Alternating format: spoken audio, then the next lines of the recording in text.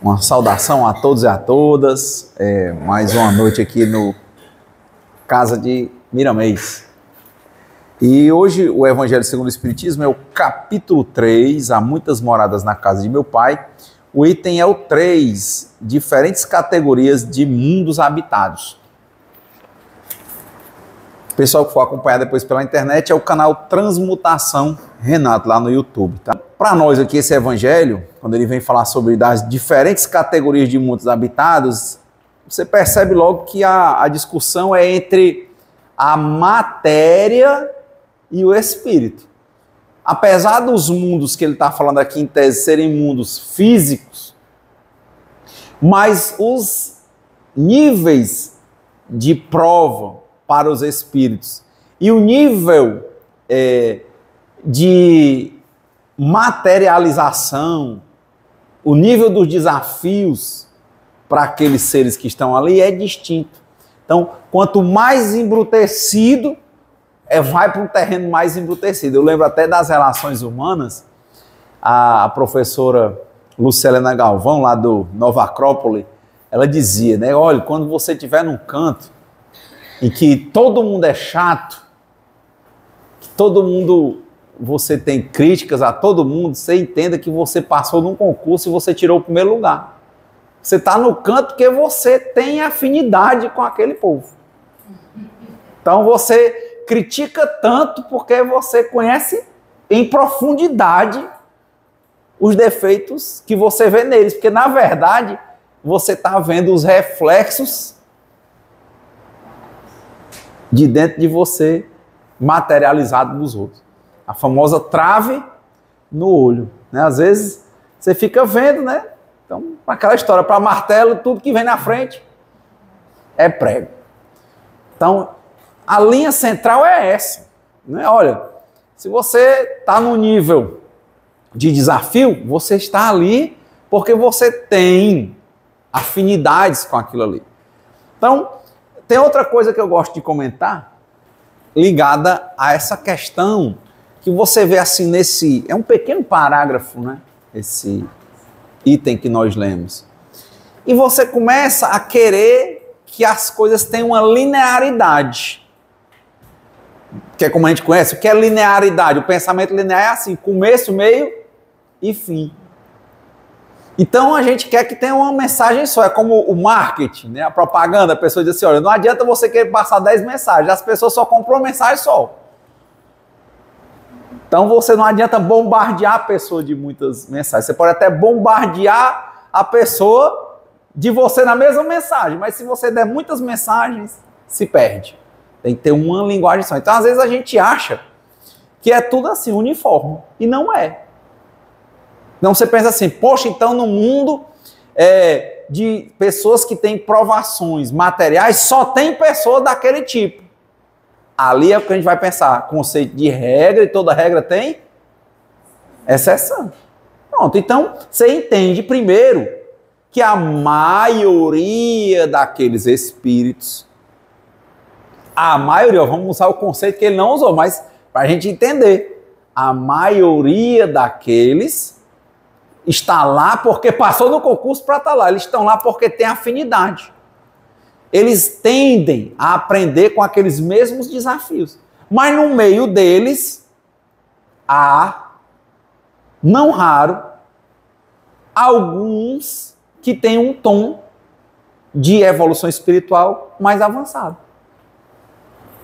Nem que seja por alguns momentos, que eles não fiquem lá permanentemente.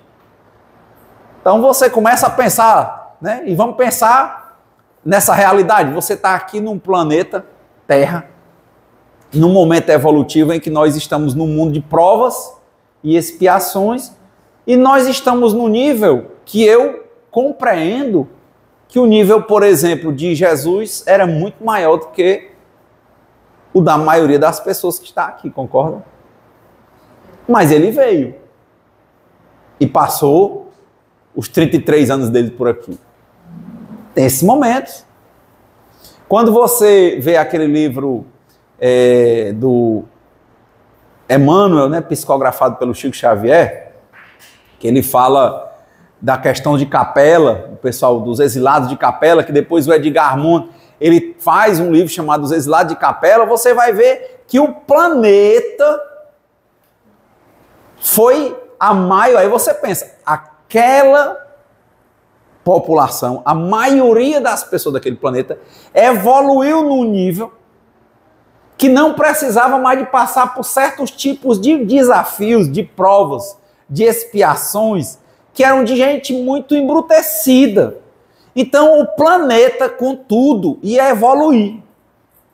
O problema é que tinha alguns espíritos que eram mais embrutecidos e que não conseguiram acompanhar o avanço daquele povo. O que é que a espiritualidade fez? Fizeram uma reunião, espiritualidade que coordenava, né, aquele lugar do cosmos, né? E eles decidiram por pegar aquele grupo e não é rebaixar, porque na lei é do progresso, não é do retrocesso. Colocaram eles, como eles não tinham avançado, eles ficaram meio estacionados, mandaram eles para a Terra, que era um planeta naquela época muito mais embrutecido do que era hoje, não tinha nem ser humano ainda. Eles passaram milênios sendo adaptados para essa atmosfera. E aí, com o tempo, né, quando eles foram preparados, dizem aí os livros espíritas que eles foram os maiores intelectuais do povo de Atlântida, os Atlantes. Que depois foram eles que foram orientar, por exemplo, a formação das pirâmides do Egito. E passaram o tempo levando o aprendizado aqui, mas depois eles retornaram para a Capela. Chegaram no nível bebê do pessoal de lá e foram para lá de novo. Não ficaram aqui. Então, é o nível evolutivo. Então, só para a gente entender que em cada lugar tem gente de todo jeito. Tem espíritos em que você vai ver uma predominância, mas você vai encontrar em toda regra exceções. Tem gente que diz assim, olha, na linha da Umbanda, aí tem a Quimbanda, tem não sei o quê, tem gente que faz a magia negra e tal e tal. Pois é, mas ali naquele meio você vai encontrar alguma entidade superior que está mais ou menos controlando para que a coisa não saia do limite. Então, é a mesma coisa. Às vezes você está num nível extremamente elevado, mas você vai encontrar, às vezes, alguém que destoa. Então, só para a gente entender que não há uma linearidade, que nós temos que prestar atenção onde nós estamos. Então, lógico que esse capítulo está falando de realmente de outros planetas. Perguntaram para o Chico Xavier, naqueles programas, no Pinga Fogo, perguntaram se tinha vida na Lua. Não foi? Ele disse, um dia vão descobrir vida na Lua. Até hoje não descobriram. Será? O Chico estava enganado. Eu não sei se ele estava enganado. Porque a gente quer a vida como a gente a conhece. A gente quer a vida com célula e DNA como nós conhecemos. Mas eu sei lá se lá não existe vida, por exemplo, num plano mais volátil da matéria, a nível quase perispiritual. Eu não sei. Pode até ter materializado, pode ser uma coisa pequena, pode estar embaixo do chão, enfim. Mas são coisas que às vezes a gente não consegue compreender, não dá para a gente dizer assim, fechar uma ideia. É como quando a gente vai ligar a televisão e a gente não enxerga o infravermelho. Não sei se vocês já viram como é que testa, vocês sabem como é que testa controle remoto, se a pilha está prestando ou não? Você pega o celular, né, assim, liga a câmera fotográfica e aperta qualquer botão, direcionando aquela luzinha para o celular. Se a pilha, se o controle estiver funcionando, vai aparecer o infravermelho, não é assim? Se não, você aperta, não sai nada. Está quebrado, ou o infravermelho ou é a pilha. Se trocar a pilha e não der, é porque é o infravermelho que não está prestando. Mas você vê, a olho nu você não enxerga. Mas ali há uma força, há uma energia que funciona. né? Então, basicamente, essa discussão, esse evangelho, ele é muito físico, num primeiro momento. Esse trecho, ele é muito físico. Mas eu, particularmente, tenho aprendido que evangelho é para tratar a reforma íntima. Não adianta eu ficar querendo conhecer o mundo, entender como é. Outro dia eu estava olhando um videozinho mostrando a diferença do tamanho do planeta Terra ou dos planetas do Sistema Solar para o Sol. Meu amigo, né? A Terra, quando você bota ela do lado de Júpiter, é como se você imaginasse assim um elefante com uma verruga. A Terra é a verruga. Aí quando você bota Júpiter para o Sol, já é o Júpiter que vira a verruga. Você imagina como é assim, a coisa é grande. Aí você imagina que o Sistema Solar é um cantinho de uma galáxia chamada Via Láctea, que nós não temos tecnologia sequer para colocar gente numa nave tripulada para ir até o planeta vizinho aqui, que é Marte. E você começa a compreender que tem uma infinidade de galáxias que a gente não consegue nem acompanhar. Eles estão usando cálculos e espelhos.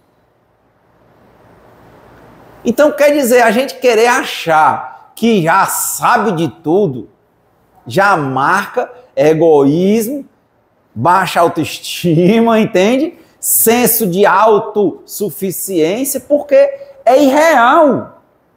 Então não dá para vir discutir evangelho e ficar querendo avançar demais em coisas que nós não temos como chegar. Ah, mas então, será que existe extraterrestre? Para o espírito isso seria muito normal. Porque, na verdade, não existe seres extra, né? Existe todo mundo pertencer ao universo. Ponto. Tem um cidadão do mundo, a gente falou isso outro dia aqui, tem um cidadão do universo. Nós somos seres universais. Onde eu achava mais interessante, quem assistia, gostava de séries de ficção científica, eu adorava uma série que eu fui até reassistir, que tinha o Capitão Kirk e tinha o oficial, o doutor Spock. Aí ele olhava assim, né? Ele dizia assim, vida longa e próspera. Era assim que ele fazia, né? Vida longa e próspera. Aos vulcanos, né? Era vulcano. Aquilo ali era muito interessante, porque o Star Trek, né? Que era a jornada nas estrelas. Capitão Pike, Capitão Kirk, Capitão Picard. Quer dizer, eles saíram agora. O último foi o Discovery, né? Que era com uma outra personagem, né? Então você começa a imaginar aquilo ali, o que eles ficavam fazendo. A Discovery era uma nave que ela tinha uma capacidade, eles conseguiram um tipo de tecnologia, que tinha um tipo de combustível, que conseguia fazer as pessoas passarem muito tempo no espaço. Então a nave era uma cidade. A Enterprise é uma cidade, né? Com milhares de tripulantes e passageiros e pessoas funcionando, né, naquela máquina com a velocidade de dobra, que é exatamente, ele conseguia usar uma lei física que ele pegava um pedaço e saia do outro lado do universo, do outro lado. Né? Chega um momento lá neles, né, que eles encontram os Borgs. Né? Esses Borgs já são os caras que têm uma tecnologia muito mais avançada, que eles andam mais rápido que a dobra, quer dizer, e ninguém conseguiu cobrir o espaço todo. Mas quando eu assisti aquela série, eu disse assim, poxa, né, sou um cidadão das estrelas, né? Sou universal. E eles iam olhando e misturando, já chegava um nível em que eles estavam misturados, vários tipos de culturas, né? Então eu achava aquilo ali muito interessante. Então eu não vejo nenhuma novidade. Quando a gente começa a estudar espiritismo, diz, isso é isso mesmo, sabe? É gente de todo jeito. Porque o que importa não é a imagem. É como a gente gosta muito de beleza, né? O homem, né? A mulher e tal, essa coisa da beleza física, né? E a minha mãe sempre dizia assim, beleza não põe mesa. Quem já ouviu esse ditado? Beleza não põe mesa. O que adianta? A pessoa linda, mas o juízo, zero.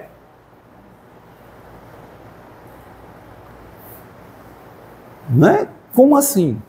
Não aguento. Agressivo, mimado, descontrolado. emocionalmente desestruturado. Ai, mas ele é tão lindo, aquele carrão, tem tanta grana. Mas, cara, chega lá, é aquele, quem come do meu pirão, aguenta do meu cinturão e toma cinturão, você aguentar um negócio dele. E aguenta, né? Mas ele é tão lindo, até quando você aguenta pagar esse preço? Mas ela é tão linda, é só humilhação, desrespeito no relacionamento. É uma prova. Se você está muito materializado, você fica, não, mas eu vou lá perder esse estilo.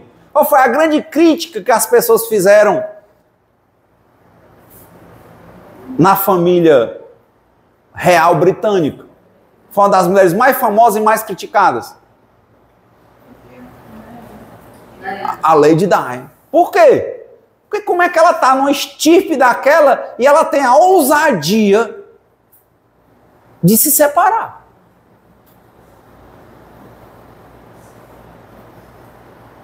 Sair da casa de Windsor. E a mesma coisa agora, que ela tem 2 filhos. Aí como é que um príncipe de uma linhagem Windsor casa com uma mulher plebeia de outro país e de origem afro? Ele, ruivo, lá virou logo herói de guerra, né, assim? E não sei o quê. Aí o que ele fez? Foi embora. Tá vendo? Se você agora trouxer essa história desses mundos bem longe e trouxer para dentro dali, da casa Windsor, você imagina quantas provações. Eu fui assistir o documentário rapidamente deles, e ela dizendo que era difícil, não tinha vida, ela era acostumada a ter uma vida, mas lá o assédio do povo em cima dele, de bater foto, qualquer coisa, é dizer assim, rapaz, era uma coisa escravizante, horrorosa, é muito ruim viver aquilo. Meu marido nem vai ser porque ele não é o primeiro da sucessão, né? Depois do Charles é o irmão dele, é o Philip, não é isso? E ele é o nome dele? O outro filho. E ele não é nem o primeiro, mas ele não consegue ter vida. Ela disse, eu não quero e tal. E tudo era em cima, e assédio, e na família. Eles resolveram ir para os Estados Unidos e não voltaram mais. E aí depois saiu um livro, documentário. O rei mandou cortar as expensas do filho. A confusão. Então, quer dizer, há muitos desafios para serem enfrentados. E o final da história você não sabe, porque ela não acabou. Aí você diz, mas espera aí, Renato, tu começa falando lá dos planetas, não sei da onde, eu sei negócio de planeta. Depois tu vem trazer uma série que a gente faz tempo que ninguém fala. Aí agora tu vem trazer um negócio da família Windsor lá na frente. O que esse evangelho vai servir na minha vida? Se a gente está falando desses mundos e dizendo que a grande questão não é o mundo, a grande questão não é o mundo material, não é o planeta. A grande questão é o tipo de prova que a pessoa tem que passar.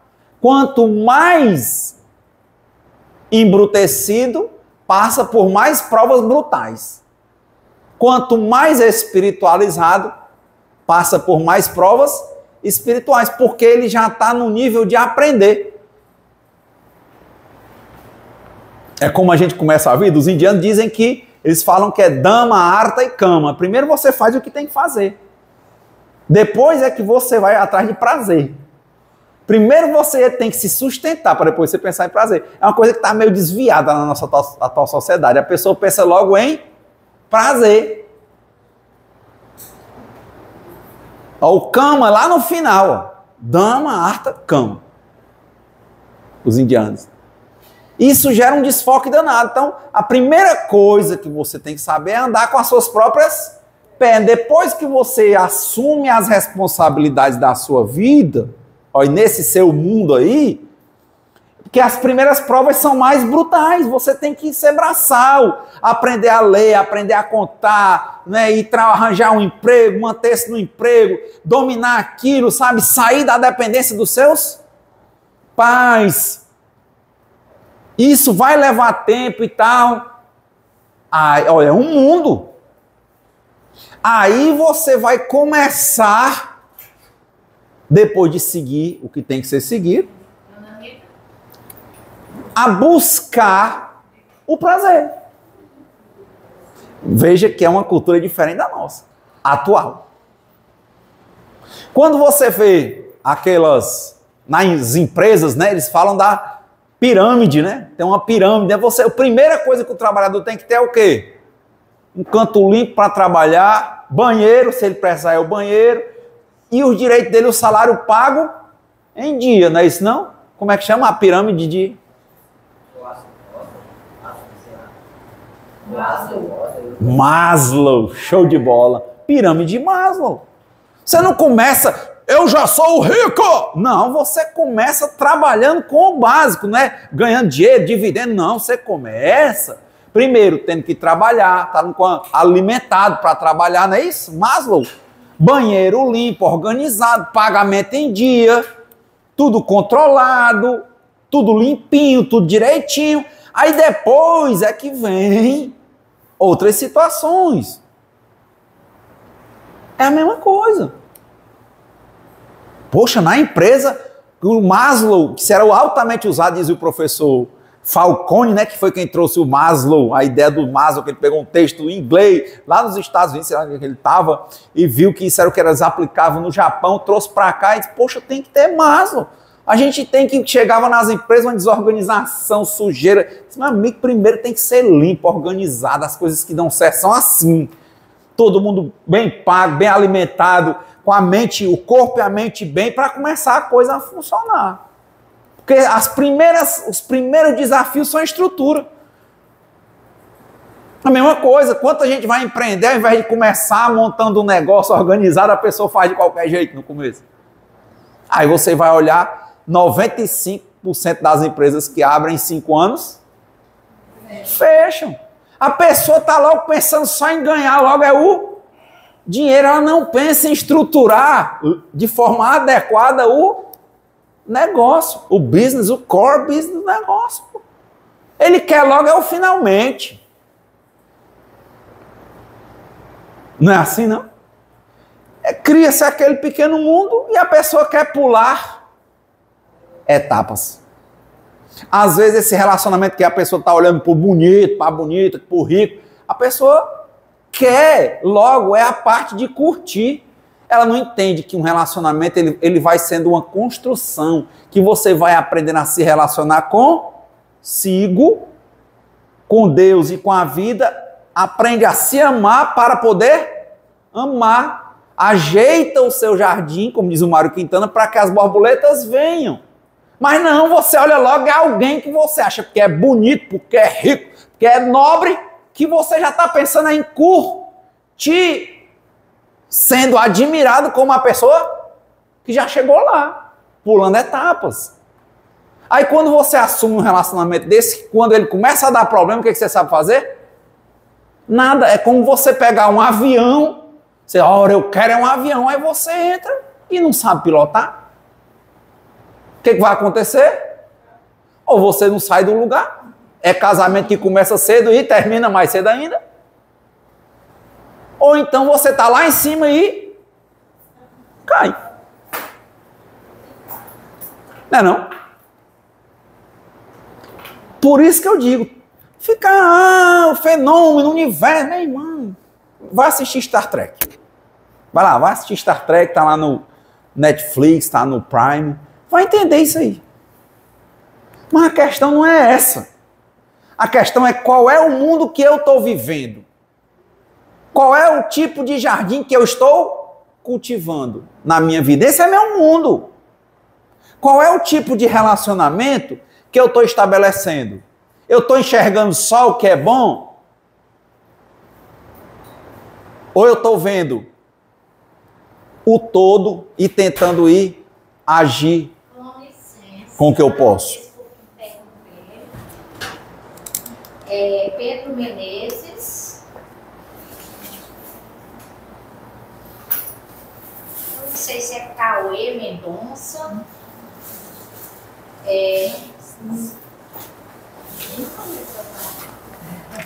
Nícia, Maria Célia, Cícera e Ricardo Frederico. Então, a gente está percebendo aí, quando o evangelho ele vem de longe, mas ele chega dentro de nós. Nós temos que entender quem nós somos, partindo de onde nós estamos. Não adianta ficar discutindo o espaço e o universo e nem ficar discutindo história. Porque eu ficar falando, estudando a história para me falar da história dos outros, se eu não aplicar a minha vida, é lixo. É lixo. Se eu não olhar para tudo, para retirar o que é, reter o que é bom, como disse Paulo, de que serve? Então, eu consigo, por exemplo, caminhar nesses mundos históricos e dizer assim, poxa, isso aqui que Hitler fez foi positivo, dá para fazer. Isso aqui que ele fez foi negativo, não deve fazer. Não devo. Isso aqui que o Gandhi fez foi positivo. Isso aqui que o Gandhi fez foi negativo. Então, eu peguei a história dele e vou... Mas o que na minha vida vai servir?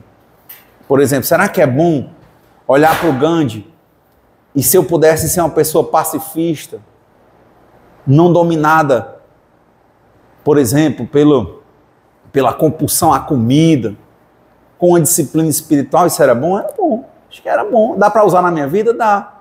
Mas, por exemplo, ao mesmo tempo de se tornar um homem das multidões e, às vezes, deixar a desejar com a presença com a sua família, com os filhos. Quando eu li algumas biografias do Gandhi, havia um ranço, né, da família, né, porque ele era aquele cara muito de todo mundo. Ele fazia falta num canto, aonde? E esse mundo é menos importante? Ele deixa de ser mundo? Renato, mas é muito difícil. Aí a palavra é equilíbrio. Não é para ser fácil. É para ser edificante. De que adianta ganhar o mundo, Jesus perguntava, e perder a você mesmo?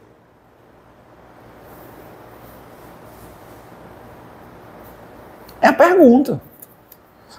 Então é legal, bato palmas para ele, mas na minha vida, no que eu tiver para fazer dessas coisas, eu tenho que fazer uma forma mais equilibrada. Então tá bom. Você está lendo a história desse mundo aí do Gandhi, é legal. O que é que você vai aplicar na sua vida e o que é que você não vai aplicar no sentido de exercício aqui não foi bom e não vou usar? Ou você só quer saber essa história para ficar contando para os outros? Porque se for, eu acho que não tem muito sentido. A não ser que você seja professor disso. Né? Que ganha dinheiro contando a estrutura. Mas para nós é uma espécie de filosofia aplicada à vida. Aí é um momento, por exemplo, que a filosofia de Nova Acrópole casa com o espiritismo. É filosofia aplicada à vida. É quando você chega numa igreja evangélica, esses batistas, por exemplo, eles são muito centrados no evangelho. Ele fica tentando aplicar o evangelho à vida. Difícil você ver um bom falante, que seja pastor ou coisa do tipo, que você não se identifique, porque ele vai trazer aquele texto para a sua vida. Essa é a questão. Trazer para o seu mundo, saber quais são as lições que nós estamos aprendendo no mundo que nós temos. Essa é a grande pauta, esse é o grande tema e é o grande desafio. Tem o primeiro livro que eu li, espírita, chamava-se Há 2000 anos. Alguém leu Há 2000 anos? Inclusive tem uma radionovela, a coisa mais linda do mundo. Você bota para programa de casal, de Se Tiver Sol, tá lá, você bota no YouTube, Radionovela Espírita, há 2000 anos, a coisa melhor do mundo de ouvir. Então eu li e ouvi. Eu li 2 vezes e acho que eu ouvi umas 3 ou 4. Então, há 2000 anos, aí criou uma série, né? Há 2000 anos, depois 50 anos depois Ave Cristo, e termina com Renúncia. Então ali, a história do senador romano Públio Lentulus é o mundo dele como senador. 50 anos depois, ele é um patrício romano, fidalgo decaído. Ele não tem mais o dinheiro que ele tinha, ele não tem a influência que ele tinha, como quando ele, na outra vida, ele era um senador. E pior, ele ainda era cristão, quando o pessoal estava perseguindo os cristãos. Então, as provas que ele passa são outras. Depois, no Ave Cristo, ele já vem com outro tom. E é impressionante que quando chega no Renúncia, que era a esposa dele lá como senador, Lívia, né? Lívia Lentulus, que foi devorada pelos leões no Coliseu, que ele amava a ela e ela o amava, só que pelo orgulho, pelo preconceito, ele ficou isolado dela por 10 anos, e ela achando que não tinha mais nada, quando a escrava dela, que era a única amiga que ela tinha, porque ele deixou ela totalmente isolada, ia ser presa e levada aos leões, ela pediu para eles trocarem a roupa bem rápido, e ela foi com a roupa da escrava e jogaram ela lá, e ela foi devorada. E ele só soube depois, quando o pessoal estava brigando ela tinha um colarzinho que ele deu para ela quando eles casaram, que eram as 2 fotinhas deles dois, feita, não era foto como hoje, né? Feito em alto relevo. Os caras brigando, né? Porque eles pegaram os pedaços das pessoas e foram espalhando pela cidade para dizer para o pessoal não ser mais cristão. E achou o pingente. Quando ele viu os soldados brigando, quando trouxe era o pingente dela. Quer dizer, ela foi devorada pelos leões. Então lá ela continua uma vida edificante. 3 encarnações depois, ela não vai mais reencarnar. Ele está na mesma onda. O orgulho dele ainda é altíssimo.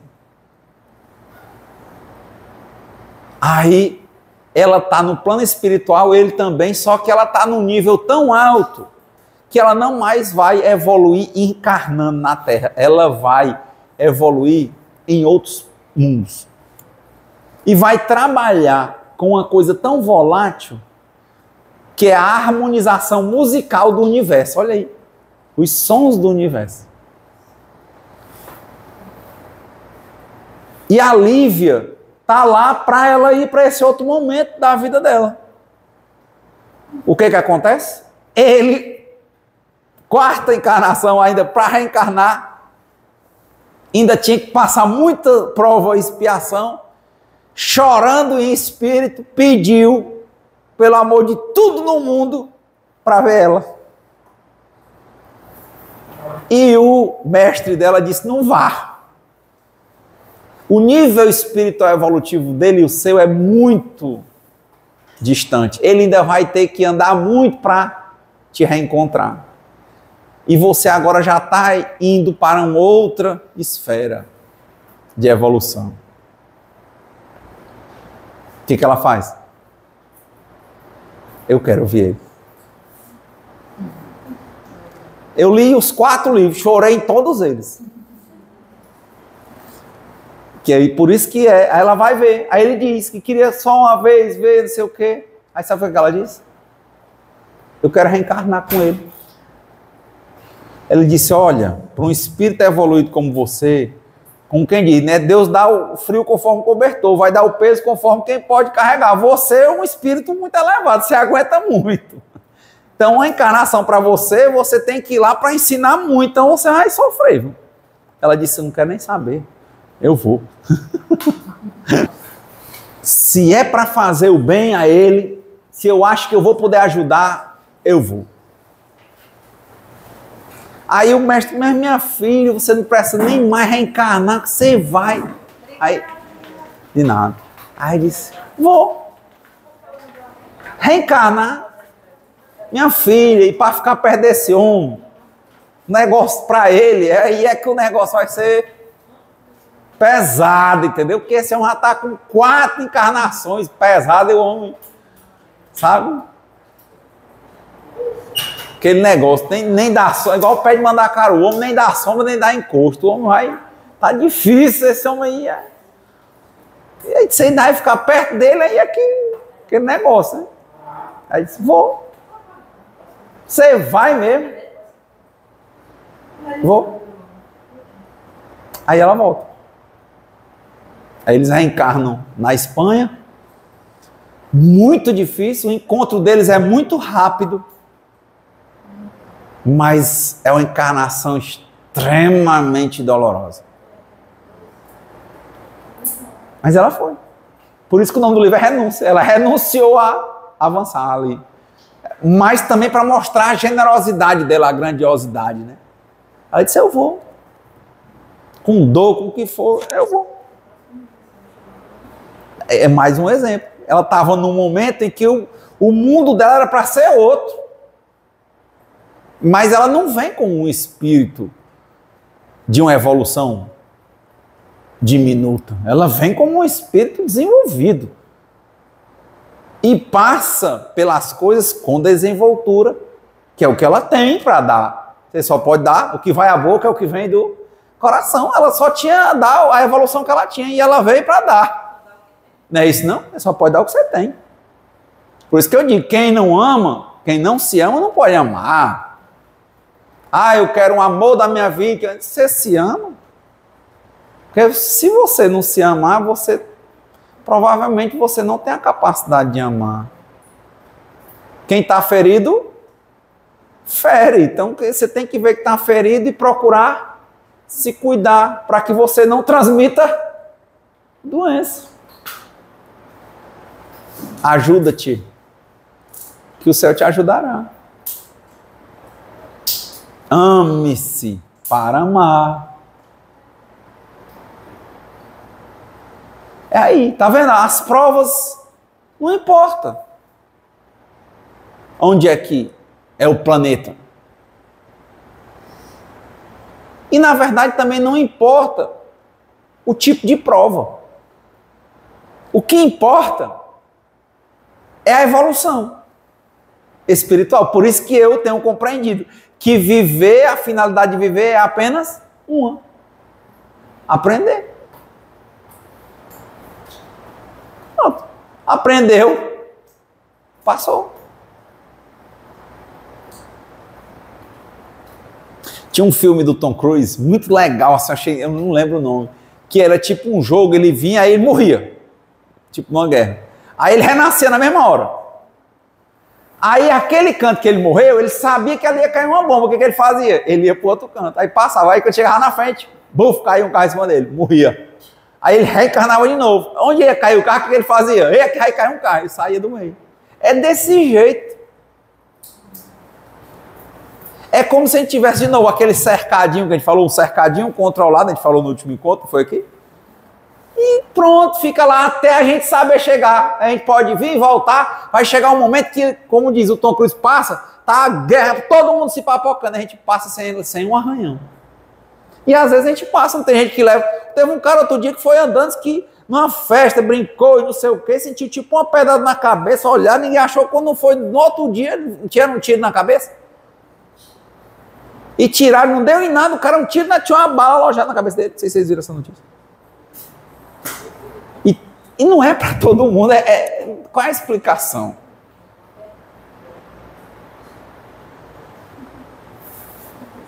Tem gente grande, vai tomar banho no mar, se afoga. Outro dia a mulher aqui andando ali na beira-mar, naqueles bichos, sei lá, como caiaque, acostumada, ela e a outra, caiu, sumiu, morta.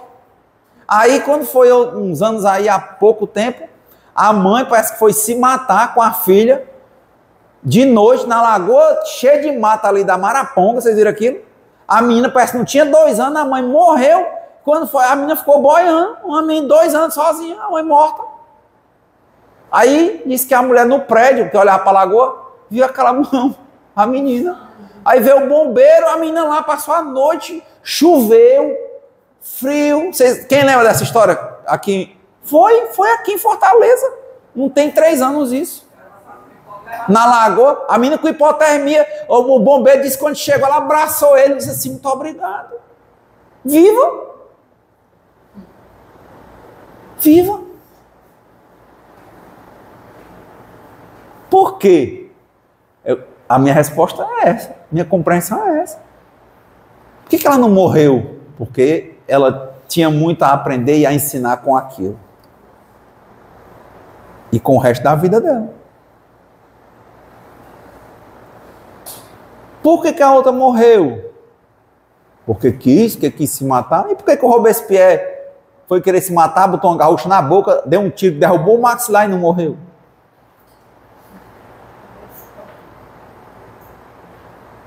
Porque eu conheço muita gente que tenta morrer e não dá certo.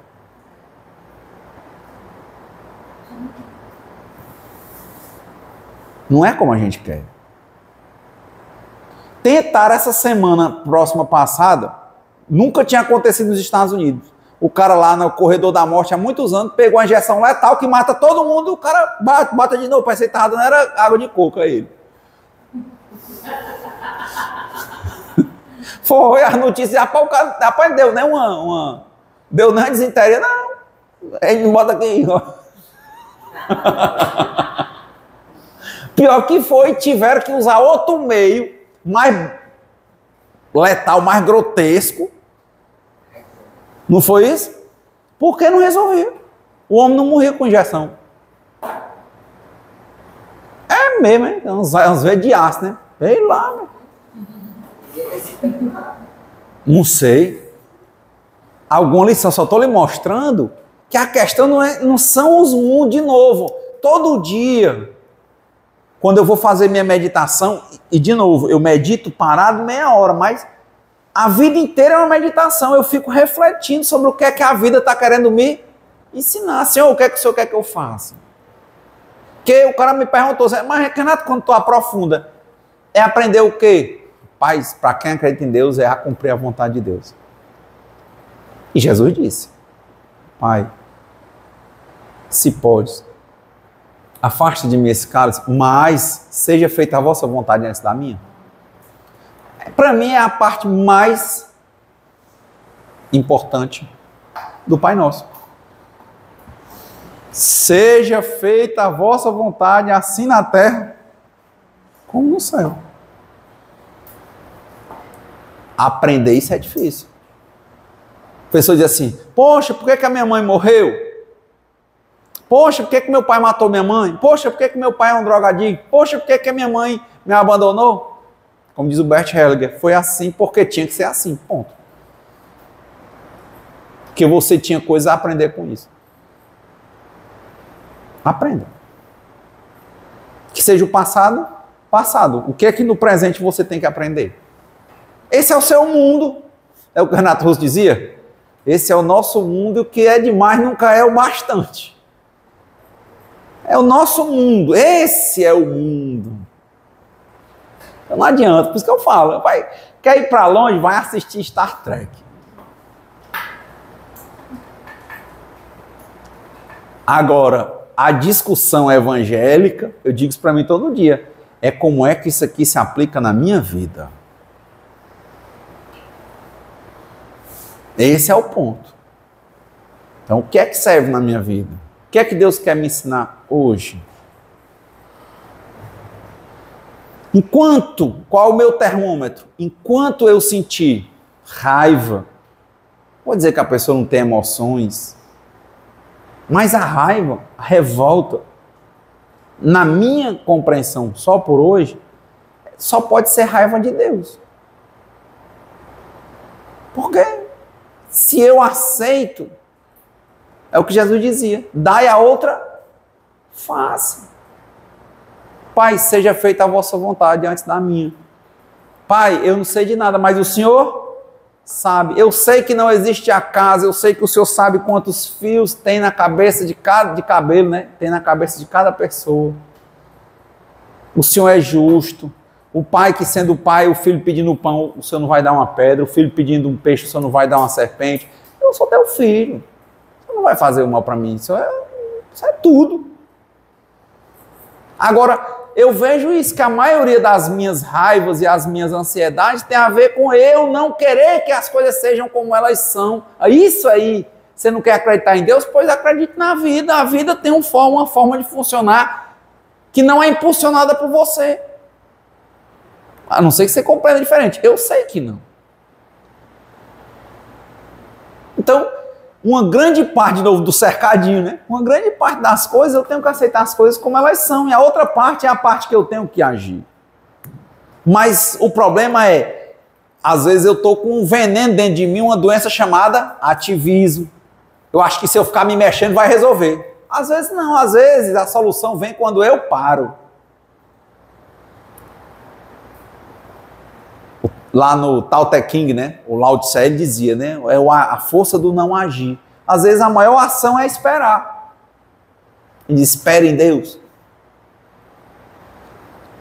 Então, quando eu tenho raiva, é porque, provavelmente, toda vez que eu me lembro de raiva que eu tive, é porque as coisas não aconteciam como eu queria. Então, para que as coisas aconteçam como eu quero, eu tenho que ser o Senhor das coisas. E eu sou.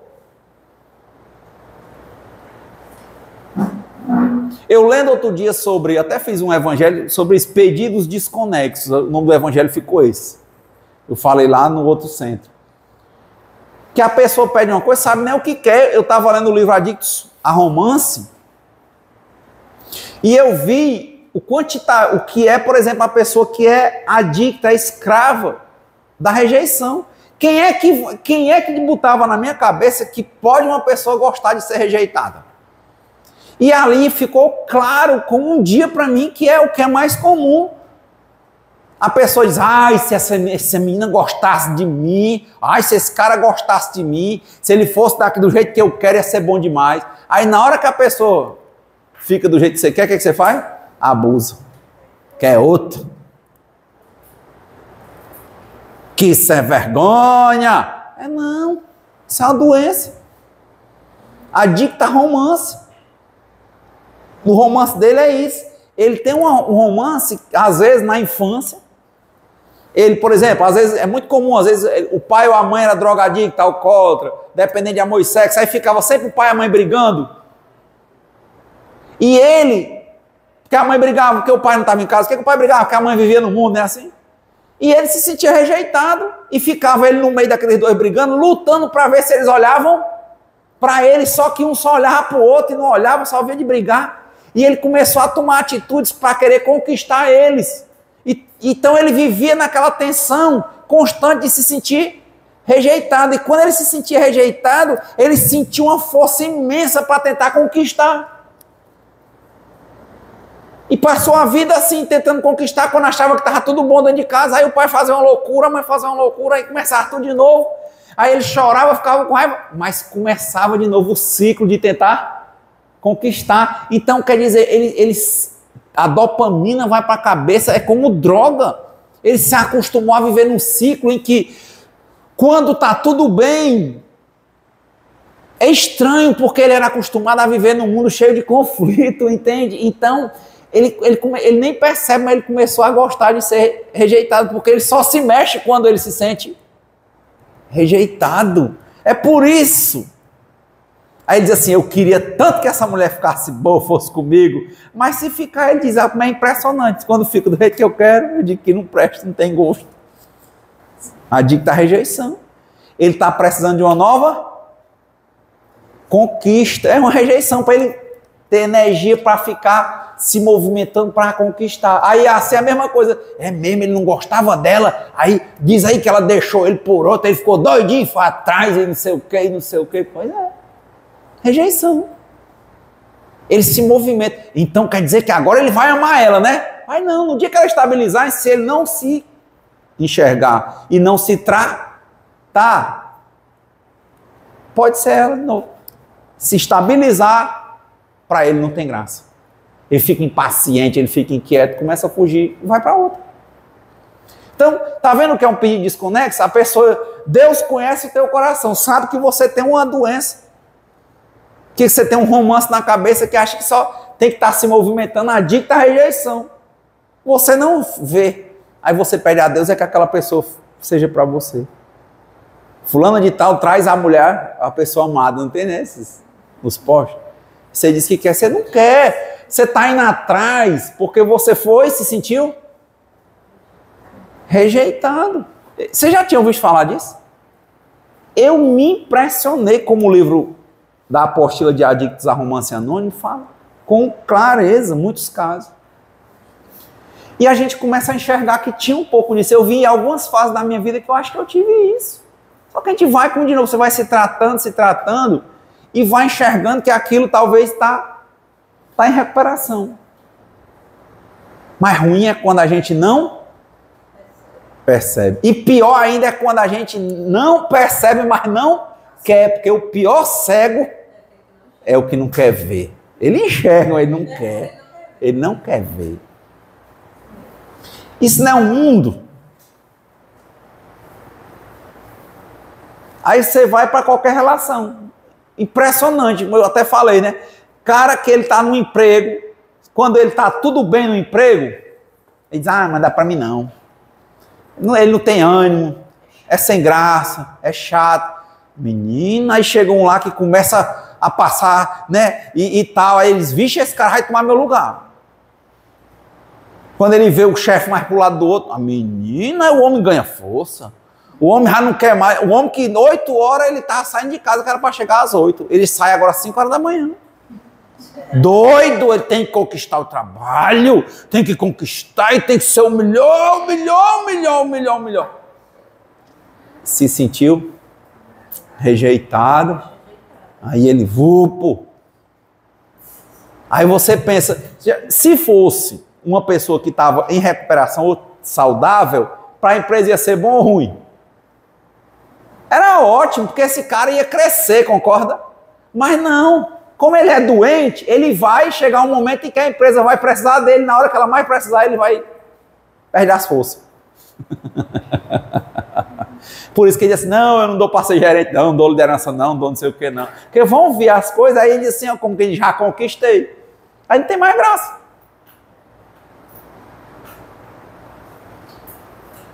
Essa pessoa não estava precisando do emprego. Ela estava precisando antes de um tratamento. Para ela ter força, para ter ânimo naquela situação, sem precisar de ser ameaçada. Mas ela não enxerga. Assim, os relacionamentos dela vão tender a durar ou a acabar rápido. E quando ou a durar muito tempo em conflito constante. É a mesma coisa. Vai ser uma pessoa que vai ter uma tendência de durar muito em emprego?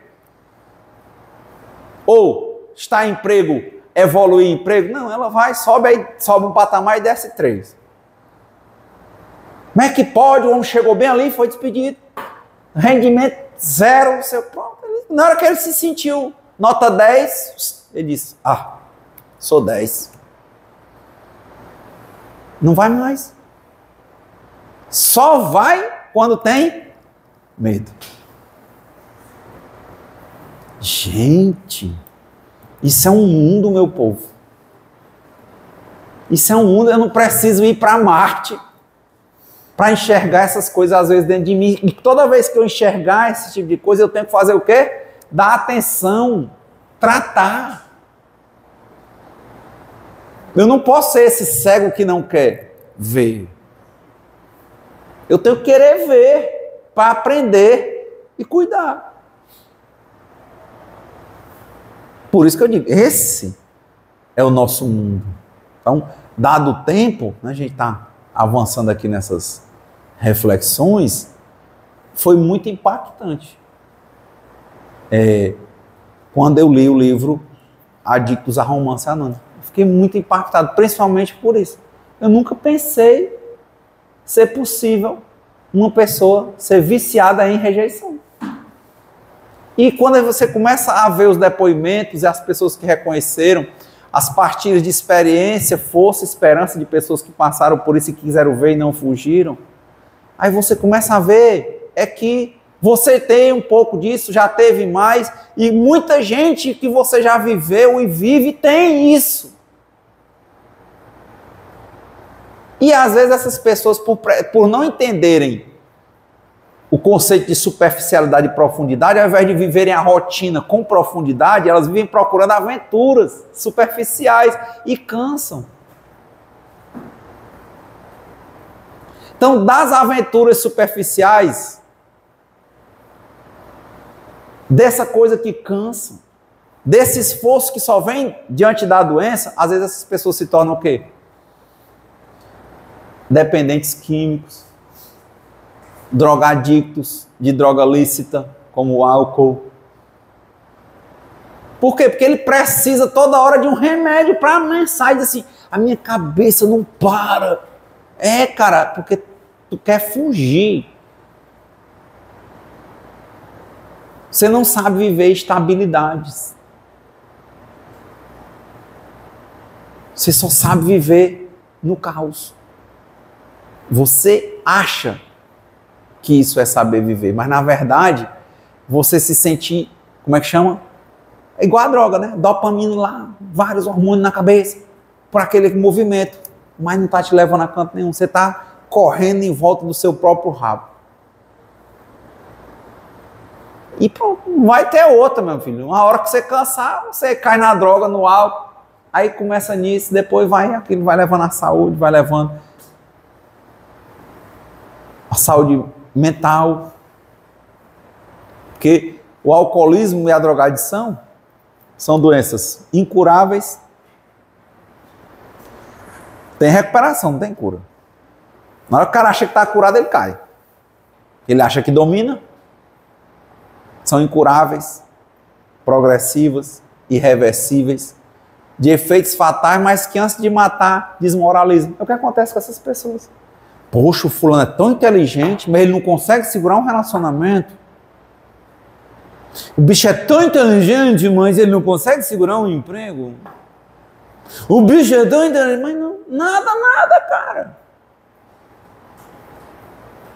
Porque se ele fosse inteligente mesmo, ele olhava para ele, para o mundo dele, ia enxergar as mazelas, os defeitos de caráter, ia dar atenção a isso. O problema não está no mundo fora, o problema está no mundo dentro. Então, às vezes, só para a gente concluir nesse evangelho, a gente pensa que as provas nos mundos, planos espirituais são mais leves. Não são, porque está aí uma prova de plano espiritual.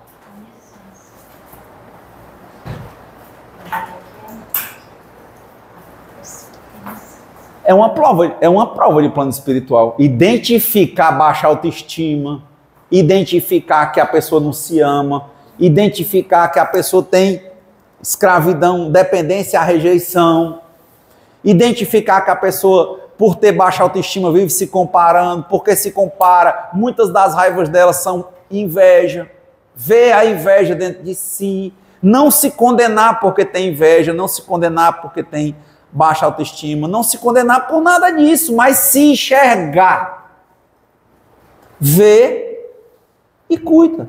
Vê, gosta e cuida. Quando a gente gosta, é claro que a gente cuida. Vê, gosta e cuida. Se ama para poder amar. Aprende a ver os próprios defeitos e cuidar. É só isso. São aí as provas nos mundos mais espirituais e mais difíceis. Sabe? É você, sabe, conseguir enxergar valor em você, como você está. Como é que uma pessoa que é doente, viciada em rejeição, como é que uma pessoa dessa consegue sair de um negócio desse aqui agora, ir para casa, olhar para a esposa e para o filho e ficar numa boa, e fazer isso por muito tempo? Consegue? Ou quando ele sai daqui numa quinta-feira de noite, vê os baixos de gente, música tocando, sofrência, mulher balançando, não sei o que, a vontade dele não é voltar. Porque todo o jardim dos outros vai ser verde, menos o dele. Aí fica lá, bobando, bebendo, sem ter coragem de falar com ninguém, se sentindo rejeitada, fica bebo, paquerando com alguém, não tem coragem nem de dizer, porque ele estava afim de ficar, era só bebo mesmo, se sentindo rejeitado. Era. Ele queria bolar uma trama, aí se eu tivesse grana e chamasse essa mulher e pagasse, ele fica romantizando na cabeça dele, tá? Que aquilo ali é um novo desafio. Mas a mulher e o menino lá em casa, que graça tem? Ou isso não se passa na cabeça da maioria das pessoas que estão com esse problema? Ou vocês acham que todo mundo que está nos bares por aí realmente está feliz? Quantas pessoas ou quantas vezes nós, em algum momento da nossa vida, quando a gente estava em casa, ixi, é domingo, ixi, ó pai, tá em casa, tem que, sabe, tem que criar uma coisa, fica doido. Teve uma época da minha vida que quando dava assim, 5 para 6 horas, eu ficava assim, numa impaciência que é indescritível. Tinha que ir para algum canto, para algum bar. É isso. Comecei a me olhar, o que é isso, rapaz? Tá com medo de quê? Vai pra onde? Isso aqui não é tão legal, rapaz. Quantos aqui já fizeram, fazem, ou já passaram por isso? Quantas filhas e filhos não ficaram esperando o pai e o pai nessa? Ou vocês nunca viram situação assim? A mãe se tornou workaholic, escrava do trabalho, porque ela não conseguia ficar em casa. O filho fazia colégio, né? Karatê, futebol, a filha fazia balé, fazia não sei o quê, o dia todinho lotado de coisa, não é assim não? Quando chegava para dormir, se chegasse 9 horas em casa, 10 horas, o menino acordado, que conversa, menino? Você não viu lá no sítio Pica-Pau Amarelo, que a dona Beta, o menino dorme 9 horas da noite? Isso é porque ela não queria ver menino.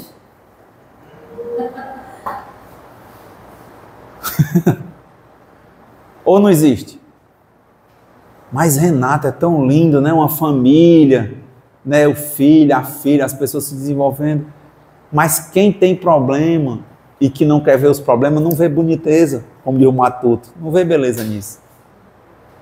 Fica impaciente. Aí ele vai se drogar.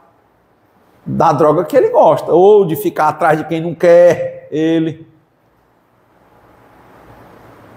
Ou ir atrás de usar alucinógeno para a mente. Não é assim, não? Conversa com qualquer cachorro no mundo, mas o pessoal de casa não é assim, é lindo para o mundo e para dentro de casa é uma fera. E não gosta. É que pode, o cara é palhaço, é brincalhão, é simpático, é amoroso, é servidor para todo mundo, e dentro de casa é o povo, não come mais nem ovo, é só as caixas de ovo, fechando os buracos da casa, porque dentro de casa ele leva tudo para a rua. Eu já vi cara dando depoimento que ele não tinha nada, onde arrumaram dinheiro, pegou a mãe dele, deu um dinheiro para ele comprar um frango, ele foi comprar o frango, o pessoal não tinha comida dentro de casa, ele viu os papudinhos bebendo, botou no tira-gosto e ficou lá, só voltou de noite. Volta. E graças a Deus esse cara hoje tem 40 anos de recuperação. Em Alcoólicos Anônimos, eu vi o cara dando depoimento que aceita visitante, aceita tudo. E tem as revistas, né? Você pode ler também esse depoimento, tem na internet. Aí o cara dizendo que hoje, poxa, tá com 40 anos que ele consegue ir para casa, que se sente bem, que ele vai para reunião. Quer dizer, ele começou a ter uma nova maneira de viver, ver a vida diferente. Começou a ver não a fortaleza dele, que quando ele bebia, ele achava que ele era forte. É o egoísmo. Quando ele entendeu que ele era impotente frente ao álcool, ele viu que a fraqueza dele era o que daria realmente a ele o quê? Força. Quando ele entendeu que ele tinha um problema com álcool e que ele não ia conseguir sair sozinho, ele disse, quando eu me achava forte, eu era fraco, um pai horroroso, um marido lamentável. E ele disse, mas hoje, quando eu descobri a minha fraqueza, aí quando ele viu, hoje eu vejo meus filhos me elogiarem, minha esposa, eu faço falta dentro de casa. Porque antes era um alívio quando eu não estava em casa. Então, esses são os mundos. Não sei se vocês já passaram por eles, se nessa nossa conversa de espelho conseguiram ver algumas coisas de vocês, de parentes de vocês, de momentos da vida de vocês, e tomar o livre-arbítrio, né? Fazer a escolha de ser melhor do que você mesmo, né? Dar, como disse o Chico Xavier, dou aos outros, para encerrar, o direito de serem como quiserem, mas eu tenho o dever de ser melhor do que eu mesmo a cada dia, sem ter a pretensão de ser melhor do que ninguém. E outra que eu acho interessante, quando às vezes a gente está questionando a posição, se a gente entende que existe Deus, que Ele é bom, que Ele é justo e que Ele é sábio, a gente questiona, às vezes a gente não tem grana, não tem não sei o que, Ele diz. Tem uma frase, né, um trecho do Emmanuel, mas ela vai chamar alguém, aí eu digo o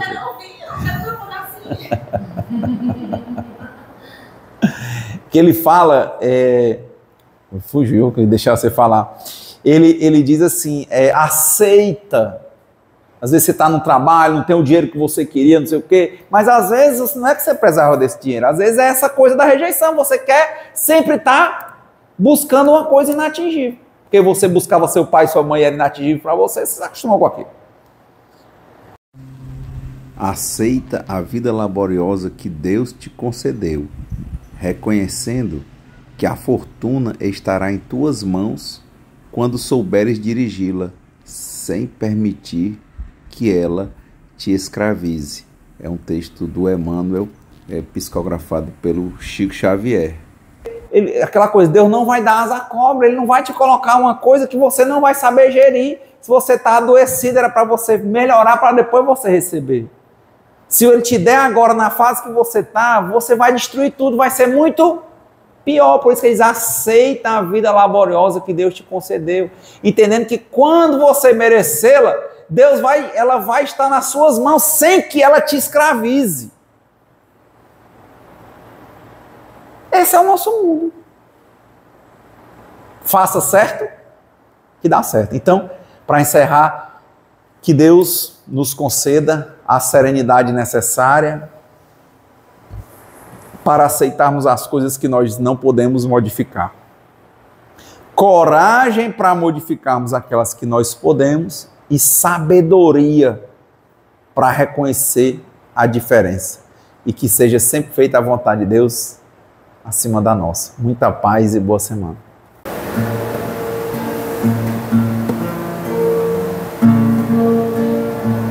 Saber amar é colher a flor, é cultivar o que Deus plantou, é abrir sempre o coração para pedir e dar o perdão. Saber amar é cantar também, é superar o mal pelo bem, abraçar sempre o nosso irmão, é caminhar estendendo a mão. Saber amar é compreender, é encontrar sempre o outro ser, é ouvir a voz da razão, é só seguir sua direção.